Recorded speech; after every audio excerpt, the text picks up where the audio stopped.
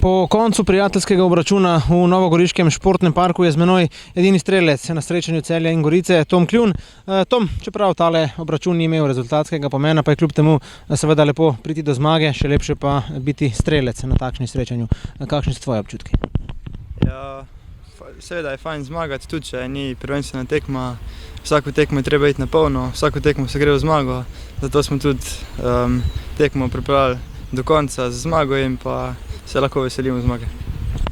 Rezultat na takih obračunih tistega drugega pomena, najpomembnejše je vendarle to, kaj je videl dobrega in slabega naš trener. Ena slabših zadev zagotovo v prvem polčasu, preveč tistih netočnih podaj, s katerimi smo namesto tega, da bi pripravili nekaj nevarnega za nasprotnikov gol, skuhali sami sebi nevarnost za naša vrata.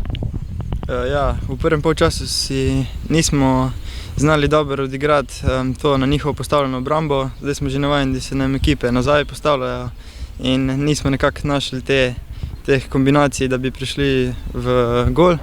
Tako smo si lahko potem sami nekaj zakuhali, pa smo dobili kontre, ampak dobro, smo pač zdržali to, pa šli boljše v drugi polčas.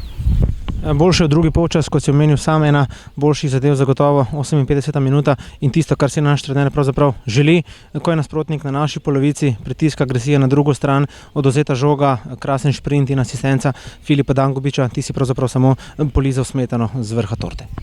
Ja, seveda, takrat smo se postavili v cono, čakali na napako, ki se je zgodila in pa to nas je nagradilo.